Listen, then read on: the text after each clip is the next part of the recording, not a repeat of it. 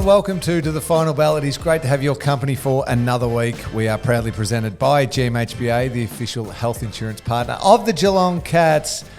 Very exciting this week because, as I always am, I'm joined by Meg McDonald. Hello, Meg. Hey, Lingy. How are you? I'm really well, thank you. I'm most happy because not only are you back for another week, which I love to see you every single week, but Meg's memo is back. Yeah, it is. Let's get straight into it. Short and sweet. So we're easing ourselves back in. A bit like, I reintroduced single leg RDLs last night in the gym and just ease What's back RDLs in. stand for again? Romanian deadlift. That's right. That's right. That's how long I've been out of the you garden. haven't done how those hammies going. You need need strengthening, mate. They need a lot of strengthening. Yeah. They need a lot of work. No RDLs for me. We will talk some AFLW soon. We can. Yeah, I'll let us. It's good to process. Obviously, we will look forward to the Cats-Tigers game this Saturday, and we'll get to some fan questions. But let's talk Cats and the Swans first up. And let's start it off. We'll start with a memo, shall we? All right. ASMR. That's all I had for you, mate. That's all I had for you. It was genuinely short and sweet. Yeah. ASMR. Well, stands for. Oh gosh, what did we say? Autonomous. What did we say, Jakey? Everyone pause for a second while I get it back up. Yes. Autonomous sensory meridian response is a physical and psychological experience that combines pleasurable and relaxing sensations in response to specific stimuli. And now, why, if why you were do more bring on this TikTok, up? you would know. You would have known that. All our Gen Z listeners of To the Final Bell will be all over it. I just did that little voiceover. I reckon it was after Scratch's fourth goal. Mate? That set shot, it's a thing of beauty, isn't it? It is so smooth and so just simplistic in its brilliance, and is just nailing them. And it's got the distance, got the accuracy. The distance is it a true 50 at the SAJ? Yeah. Yep. So 55. In the Renaults, however many years ago, 10, 15 years ago, that all got fixed up. So ASMR and again, whatever it was. How does that relate to Scratches? For those that are not on TikTok. Just that it's very soothing, I think. You particularly, isn't it nice when you think, maybe he should find a mark, maybe he should, like he does, face the game, and whether he's feigning it or not, I think he's truly maybe, is there a better option? No, I've got to take the responsibility, and he locks into a beautiful rhythm. And I wasn't being calming on the weekend. No, when we I was needed watching him. when he marked I think was it the first or the second one was the one from 50 or just outside. Second, maybe. I was yelling at the TV, stop looking around, just go back and take the shot. He's the best set shot going around. Big call from Cameron Ling. Well, love that. I know it's mind you, the sample size is getting larger and larger. But it is a smallish sample size as he starts his career. Yeah. But he has got such a beautiful sound technique. There's not a lot of things that can go wrong. Now, of course, he's going to miss goals. That's even Tony Lockett had the greatest set shot routine ever. He missed goals. But the fact that there's less moving parts and room for error than some of the other taller players with higher ball drops and maybe slightly outside their kicking leg ball drops and all that sort of stuff. His is a beautiful. It's not too tight and hunched over type. Can't thing. get 55 if you're too tight. It's got the balance between still being able to be open and extending through and get the distance, but with less room for error than some of the other techniques. And I think the ASMR rhythm thing, he never looks like he's trying to kick it very hard, which is always a mark of a beautiful kick. And it's just a timing thing. We needed him on Sunday, didn't we? Let's talk about how were you 3 goals into the match? Yeah, I wasn't wrapped with our first 15 minutes. Yeah. I'll be perfectly honest. It had a little whiff of the Swans were flying. Yeah. We were always probably a metre off stopping some of their uncontested marks and their flow of play and a handball and a run from behind. And Goulden was just starting to get creative. Blakey was starting to get running. Heaney was threatening early on. I was thinking, hang on, boys, wake up, get rolling a little bit. And I thought, if we let them get too much momentum and feeling good about themselves, they are a really hard team to rein they're in back some form too. Yeah. But to their credit, boy, did the script flip around. Yeah. And there was, I think, the worrying thing for me about those first goals where they were all like maybe not true end to end, but from half back. Yeah. Like Blakey's rolling, kicking it across the ground on D50 and then winning a contested possession and then going straight through the big six down the other end. And if there's been a criticism of the team in recent weeks, it's we can do everything but can we defend teams that cut us up and the turnover. So I thought, this is what they were worried about, but tighten it back up. Yeah, tighten it back up in a big way. And it was led, obviously, by some of the crucial players around the ball. Bailey Smith, Tom Atkins again. I thought Sean Manor was superb once more. But some of our favourites and our unsung heroes, Mark O'Connor's job on Isaac Heaney was just outstanding from about, let's call it the 20-odd minute mark of the first quarter onwards. Was able to shut out the influence of one of the very best players in the competition. And he got angry. We were saying before we started recording, he wasn't loving it, but I don't think there's anything untoward. He was just wearing him like a glove, and maybe there was a free kick or two missed, but that's part of it. And correct. And go on, Mark. Shout out to Osh as well. Another job on Errol Goulden, and just now getting a accumulation of multiple different types of players he's learning to play on, and did another terrific job. Yeah, it's great, isn't it, that those two can defend in the middle and behind the ball. And sort of a perfect match for the most damaging players in the comp who are centre bounce or, as they say, centre forward players. It's great if you don't have to, as you said last week, chop and change who's covering them at any point on the ground. You can sort of have someone go with them wherever they go if that's how you want to play. Impressive. One of the most exciting things too, and unfortunately for us, just as footy fans who want Jess to kick 100 goals, Jeremy Cameron goes goalless, but still able to score 111 points. Obviously Shannon Neal just outstanding, as we touched on a little bit earlier, with his 4 goals. But Sean Manor again to give him the shout out with 3. But finding goals from multiple avenues. Ollie Dempsey bobs up and kicks another one.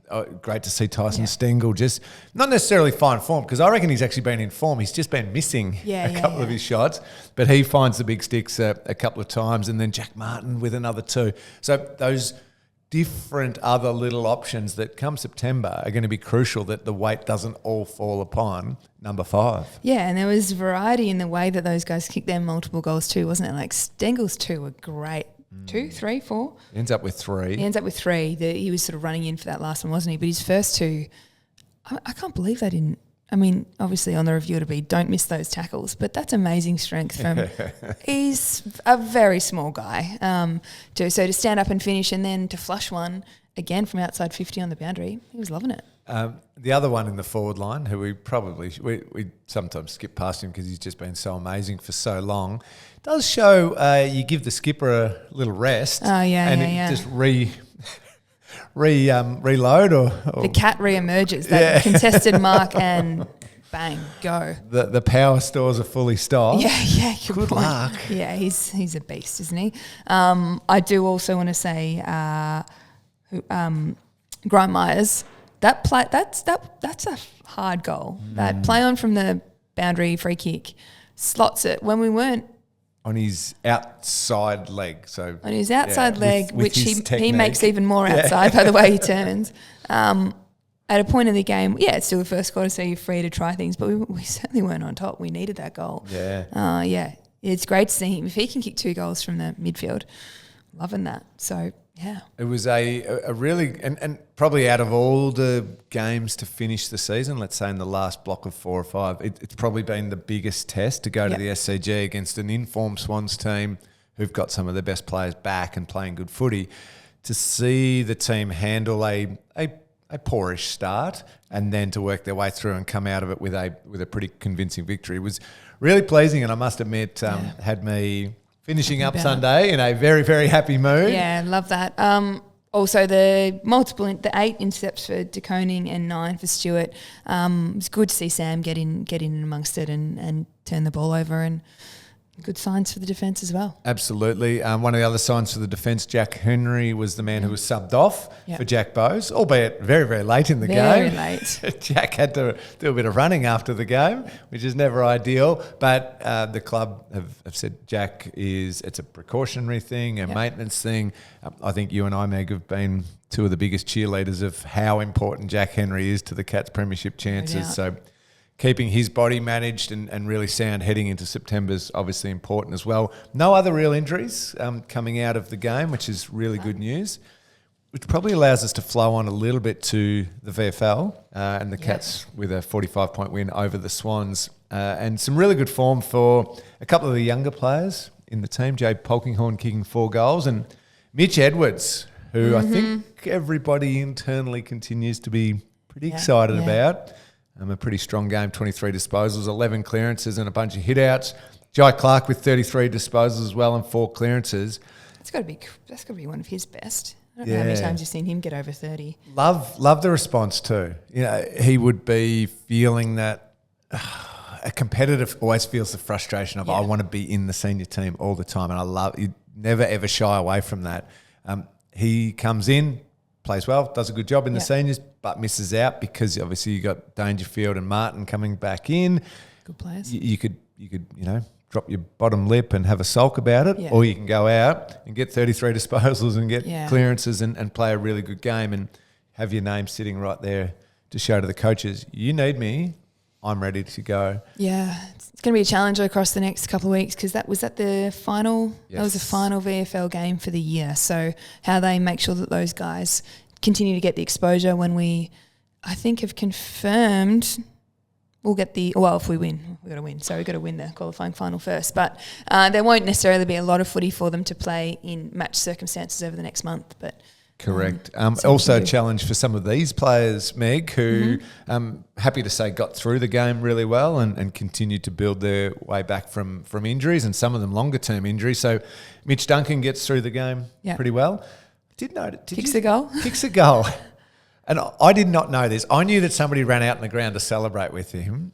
I'm told by producer Jakey that this was Billy Smets. What an energy. Former Geelong player Billy Smets. It's just up and about. Does he live in Sydney? Or he's just travelling with he's just getting around Mitch. Yeah, I love that. My understanding was he was living in Warrnambool, had moved back there. Okay.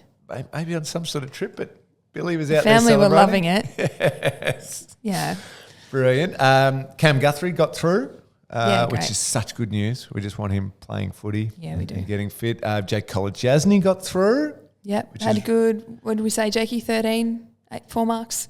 Solid game in a win. Really solid. Ollie Henry too, coming back from the concussion protocols, kicked 2 goals.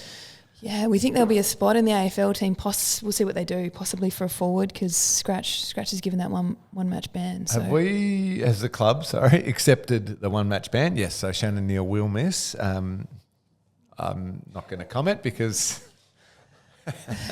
Am I allowed to comment?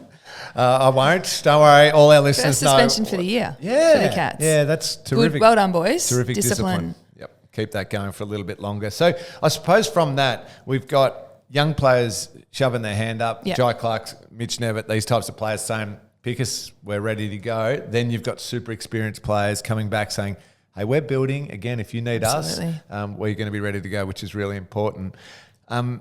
We're going to take a break soon and get to some fan questions and get to looking ahead to the Tigers. I tiptoe into this one a little bit. Oh, that's because all right. I know you're a fierce competitor and it's Wednesday. Thank you for waiting. I needed the time. No, I didn't wait. I had something on yesterday. So Mum messaged me last night. No pod today. She was hanging for it. She said, it's coming tomorrow, Mum. Sorry about that, yes. Going down in round 1 to North Melbourne by 30 points. A very good North Melbourne team. They're very reigning good. champs. But do you want to give us your thoughts? My thoughts, yes. My thoughts were, was hot early, inevitably. At the 20th minute of the first quarter, you're thinking, how do I play this sport for another 3 quarters? But everyone's feeling the same at that point. We kept it pretty. I think we were a goal down at 3/4 time and felt right in the game. But whether it's there are any number of factors that then impact your ability to go forwards and win the game in the 4th quarter. I think there's natural confidence and belief that's innate in a premiership side, which they are, and they took their opportunities in the fourth quarter, and we couldn't quite hold up the wall for the full four. But plenty of positives come out of the game. I think we.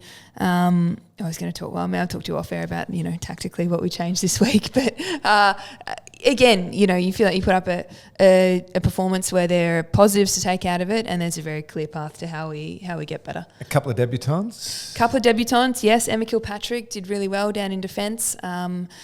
It was coming in a lot, and she did her job. And excitingly, Piper Dunlop did really well in the ruck. I think we love a ruck that intercepts, but she's has a real presence on the field. And it's funny in W, saying to you off air, looking at the different games across the weekend, how you're setting your players up to succeed, and the ability to do that is more limited in W. I think there's no concurrent VFLW game. There are scratch matches and that sort of thing to sort of build your form and build your confidence like these guys have done, or go back and prove your worth. So it's a challenging time for players that are on the fringe of the team or making their debut, because you're going in and your first experience of playing adult women is at the highest level against the reigning premiers. Yep. So those did well. I'm sure they won't be the last players who pull on the hoops for the first time this year. We had Kate Darby's a TBC. She came off with a calf early. We probably struggled without that forward representation. She gives us a lot of aerial presence up forward. And Jackie Parry was a bit sore at the end of the game, but I'm thinking positive signs for her. We'll wait and see. Fingers crossed with those couple of injuries. It doesn't get any easier either heading into round two, taking on Adelaide on their home deck on Sunday at 3:05 p.m. So the game's in Unley. Obviously, they've perennially been a really strong team and a really high-quality club. But I suppose a great challenge for the team to get on the road and try and bounce back. Yeah, I think we'll have the added test of that they'll want a response to. They have probably had a surprise loss in their first round game against the Saints, so they'll be looking for a response from them. But I think you're going against one very strong midfield in round one who get the ball forwards at all costs. Adelaide are a really similar team in that respect. So I think there's a lot of, we can transfer a lot of our learnings and a lot of how we went about it from one game to the next and hopefully get the job done. They didn't have Chelsea Randall. I think she's coming back. I assume she's coming back this week. So one of the best in the comp. Maybe have another week off. Just put the feet up a little bit longer. I actually think she was a celebrant at a friend's wedding, so someone else needs to get married. Yeah. Another close friend. Yes, please. Well, good luck for the game. Anyone who wants a deeper dive into the AFLW, don't forget the Girls podcast. That's right. Join in with that one as best you can. And while we're talking about AFLW, make sure you're part of 2025 by getting your AFLW memberships now for only $25 with an existing AFL membership. Get behind the Girls and make the largest AFLW membership base even bigger and better. No excuses. $25. That's all it is. Get on board. Please get on board. Hey, while we're talking members too, if you sign up as a member by August 31st, you're in a chance to win a Ford Mustang Mach-E thanks to Ford. This is for people aged 18 plus in Victoria, Tasmania, WA, SA, ACT and NT who are eligible. Head to the Cats memberships website for terms and conditions. With a Ford Mustang. Car. Yeah, that wouldn't be bad. Nice. That would be very, very nice. So sign up as a member. $25 Ford Mustang. Perfect. Win. It's a great value car.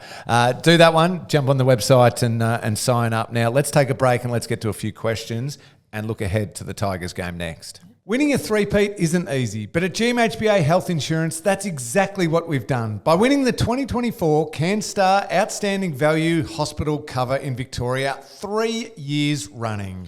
GMHBA have been caring for the Geelong community since 1934 and are proud supporters of the mighty Geelong Cats. Join at gmhba.com.au. Welcome back to the Final Bell. We are proudly presented by GMHBA. Big thanks to them for supporting us in bringing you this podcast every single week. I mentioned the bit around the health update earlier. Yep. Obviously really healthy, the team at the moment. We always say it, check the website, check the social media channels. Toby Conway's probably the only one, or not the only one, but TBC on his injury, which I just want him to get a good run at it. I know. we mentioned a couple of the players who got through the VFL, so really good news around Collar and Cam Guthrie and Mitch Duncan. And you mentioned the AFLW list, Kate Darby and Jackie Parry. TBC. TBCs, so please do check the health update. A couple of questions for us, Meg. Let's do it. Who could, there's no name on this one, who could come into the forward line for Shannon Neal? We spoke about it a little before. I wonder if Jack Bowes is due a full game. So maybe he goes in, maybe Jack Martin goes forward, Ollie Henry becomes the sub or yeah. Ollie Henry comes straight into the team. Because it's not like balancing going, okay, well, we won't make Ollie Henry the sub so we can get him a full game in the VFL because there is no game in the VFL. Yes, yeah. So I don't mind that. I think Bowes needs a full game. Yeah. Yeah. Where's Martin been coming on? He's been playing a bit of forward. Predominantly forward. We had James Rowley on here a couple of weeks ago, and I think Rowles is desperate for Jack to play a lot more forward because of his brain and the way he sees the game.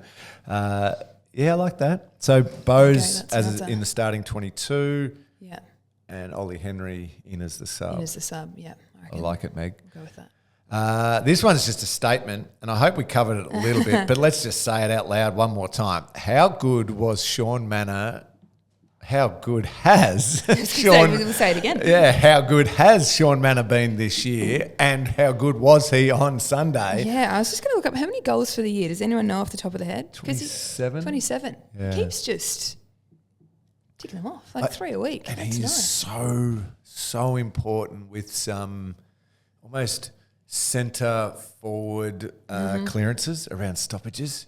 His clearance game's unreal. Yeah. He's got those genuine fast feet, really good craft, and then he can leave the stoppage like lightning, and that's when he threatens forward as well. He's got a great... It's not ASMR, but it's... The pop on his kick is amazing. Yep. He'll be desperate to impact in the finals. He's one of those. As the guys look towards what they could achieve this year, there are a number of them that weren't, so many weren't in the 2022 side. He's one of them. He'll be highly motivated, you'd think. Can I shout out one more time his little mate too, in the long sleeve jumper wearing the number Brad. 45. And I'm just so happy the commentators gave him little bits of love on the weekend. That smother creates a goal. Yep. He gets a hand in. Oh, well, there's a goal to someone else. We're celebrating with someone else. But I watch teammates get over to Brad and just go pat on the back. He is so crucial to everything that functions within that forward half of the Cats.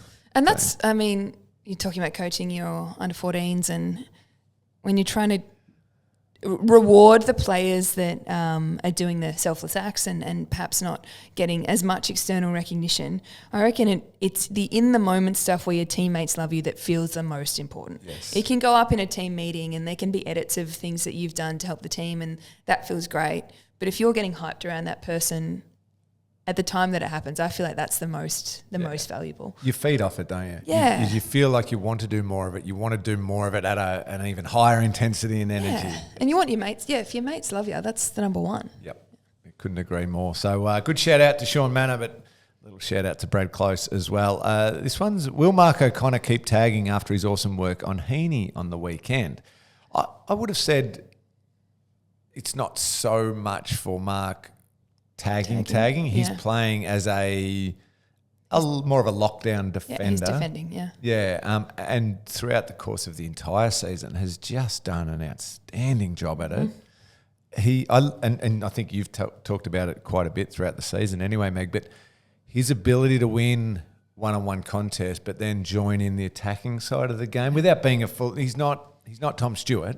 Yeah. But he knows when to attack at the right time and join in. That's got even better this season. Yeah, nothing further to add. I appreciate you giving me the wrap on that one. I think we've both been saying it. This one, what did we take out from the first round of W overall across all teams? This one relates to, Meg. Yeah, great question. I hadn't even looked at all right. Commentator voice on. What I was saying to you beforehand was, the new talent, that's what you celebrate in the first round, particularly in the 10th season. They're probably at a higher level than they ever have been before. Amazing stars of the competition at 18 years old. And then I reckon there's still those players. You did the Melbourne game. You've got Kate Hoare in that game, Jazzy Garner in our game. Players who are now in their 10th season at the absolute peak of their powers, is still going to be incredibly influential to a team's success. I think contested ball's going to a new level in the competition this year. And that's obviously relative to your opponent on any given weekend, but we certainly looked in the review about how we stand up against the comp from that point of view, because that's footy at the end of the day, isn't it? What's your contested method like? And we were saying whether it's juniors, women's, men's, post clearance is a theme in footy. So being able to, win the battles on the outside as well. And my take, and it's certainly nowhere near as educated a take as what yours is the teams, and in particular the Melbourne team I watched on the weekend against the Bulldogs in a game I worked on, their ability to turn that contest that you're describing into a highly efficient attacking play and movement forward, where it went from a little bit of mess and a little bit of, bodies in, and that's a contest, and there's a little mistake there and a little fumble there and a little strip tackle there. But then once it was gathered with even half a metre of space, couple of quick handballs, not overuse of handball, a couple of quick handballs to actually exit with some genuine speed and attacking efficiency. It opened up the play, and from there it was really hard to stop. Yeah, and that's where whether you're an advocate for it or not, the 16-a-side becomes really apparent and impactful. If you get it on the outside, you are in so much space. So your ability to as you say, maximise that and be efficient with it is paramount. And for those teams that are good at it, you'd be encouraged to go into that space, go to one-on-ones and see if we can get the job done. Absolutely. Hopefully that answers that question. Be a lot. It's round one sometimes in both men's and women's. We can overreact and jump at things. It'll be great to see how rounds 2 and 3 in particular play out a little bit, if there's a particular theme across the competition. This one with the home and away season almost finished. Who are Geelong's All-Australian chances? Jez has got to be in there. We'll go one for one. You say Jezza, I say Ollie Dempsey. Ooh, you went straight to... I knew. I'm trying to take one from you. All right, I love you've gone Ollie's. So on a wing, genuine winger, kicked goals, gets back hard. Now I've been on the selection panel for I think 12 years or whatever it was. Sometimes you can't pick a genuine winger because no one's really jumped off the page and had a great season, so you tend to shift a midfielder out there. He's changed the game. Ollie's plays as a genuine winger and has had a monster season. Yep. I hope he gets recognised for that as well. I think Bailey Smith gets a nod. Yeah. Now it's a tough midfield because I've probably got Dawson and Dacos ahead of him. Yeah. And then you're talking Anderson, Rowell. Yeah. You're talking Sarong. Thank you, producer Jakey. There's a lot of good mids. There's a lot. So do we have a situation where Bailey misses a mid spot, therefore misses the whole team? Yeah. Does he end up on the bench? Or does he miss a mid and therefore end up on a wing? Yeah. Despite not having spent a hell of a lot of time on the wing. So you'd go Dempsey over Smith on the wing? Well, if philosophically. Yeah, philosophically, if we were discussing it and we said, well, let's play a pure winger as opposed to a mid out to a wing, because Bailey Smith could play in the wing, sure. Yeah. But out onto the wing. Has that winger had an All-Australian type season? My belief is that Ollie has. Yeah. Given the way he's impacted the scoreboard and the amount of important games he's had. That answers a Max Holmes question then, I assume. But that'll be interesting in our club, BNF, who's attracting those votes. But then, I don't know, we're going one for one. You've got people like Grian's had a great year. I don't know that ultimately he'll get there, but Grian's had a fantastic. Sean Manners had maybe in the 44, I think they picked now. Can I throw one out? Who I get's probably not going to make the ultimate 22. I get that. But I'd love to see him into the 44 because there's an acknowledgement of just how incredible he is and has been, and that's Zach Guthrie. Oh, my gosh. Could you imagine? I think the whole place would throw a party if he got him in the squad. But I can be accused of bias there, but I just watch him, and I watch, obviously the Cat's closer than anyone, but I'm here at the ground and you watch so many live games as opposed to ones on TV and seeing everything that he does and is doing. I just think he's one of the best defenders in the comp. Yeah. No argument that here. Recognition. I think Connor O'Sullivan's got a few in his future. Yes. That's like the trajectory in the last couple of weeks. I'm like, you're getting better and better. Where will he end up in the Rising Star? I'm not across the Rising Star as much. It's funny because you watch the commentary of people that are discussing it, and some will say he's in the top 2, and then another conversation he's not even getting mentioned. So I don't know. What do you think? Reid, there's Ashcroft. Has Reid got it locked? Is that what people are saying? I don't know. I don't think he's got it locked. Sorry, not Reid. Who am I thinking of? Curtin is the other one. Curtin. Sometimes who's the Freo one? Oh, Reid. Sorry. So you can look at stats, and you go, okay, they're just on pure possessions or goals or something like that, or goal assists or involvements. There's a couple who will jump in that category, but then there's the Connor O'Sullivans and maybe Curtin and these guys who Curtin's good. I think should just jump for the responsibility that is on their shoulders in very good teams. And finals, not just finals teams, but hopefully deep finals teams bound. That I think should get an extra vote or two. But again, I'm no longer on that one, so Meg, I can just say it. Yell it out as loud as I can. Thank you to everyone who sent questions in. We do really appreciate it. Please send them in each and every week. Quickly, let's look ahead to this Saturday's game, 4:15 p.m. at the MCG. Tigers versus the Cats. I am heading up with 6 kids. Yeah, you are. All Cats fans? All Cats fans. Henry, my middle son's birthday.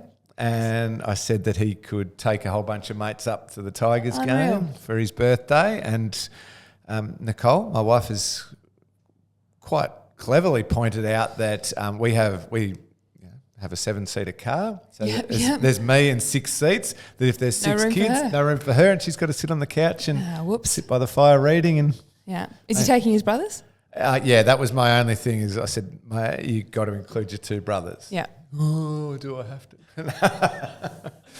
So I'll have 6 kids with me. So anyone who listens to the podcast, please wave and maybe just give me a chop out for 10 minutes or something. Yeah. Just give them the heads up if you can only count 5. Yes. And it's usually Jed who's gone missing. Yeah. Please return him back to me at the seats. On paper, Meg, the Cats win. Yeah. They're sitting second on the ladder. So much to play for. Richmond, I think, have been really brave this season in that they've fought games out. They've won more than I thought they would. They're in a totally different phase, but they now look tired and looking towards the end of the season. However, it is finally the end of the season for them, and there is the occasional little bump in the very last game. The second last, third last, fourth last games are the harder ones. It's like reps of a running session. Yeah, the Once last you start one. that last one. Let's go. Flying. Yep. And if we, Geelong, don't strip that away from them early, then their excitement and their enthusiasm can bubble and turn into something. If we play with that hard, ruthless, high-quality edge from the start, you would imagine the game could shift into our favour fairly quickly. Yeah. I think it's okay to say it should. If you're going into a top 2 finish, you should dominate them. But you never know. Never know. I will say, I reckon the coach looked pumped and satisfied when he came down to the bench with 15 seconds to go. Handing out the hugs. I was like, I'm sure he wanted to see that sort of response, and it'll go again. That was a good win. On the really weekend. Solid win. Really good win. Obviously, this Saturday, he'll want to see more good habits and really, building towards something. Then the week off, and then obviously we hit finals as well. Let's hope it's an exciting way to finish the home and away season, and we can start getting very, very excited about the finals. We will be back next week. We'll work out what we're doing around the pre-finals bye, but maybe we'll have an All-Australian team to react to and some of the awards, things coming out. So we will certainly aim to be back every single week, but we'll be back next week. We will discuss the Cats Tigers. We will start looking forward to finals. We will discuss Cats versus Crows. Yep. You've been very positive and upbeat, and hopefully I'll see a giant smile on your face next week. That's the plan. Let's do it. Meg, great to see you. Thanks. Good luck on Sunday. Thank you.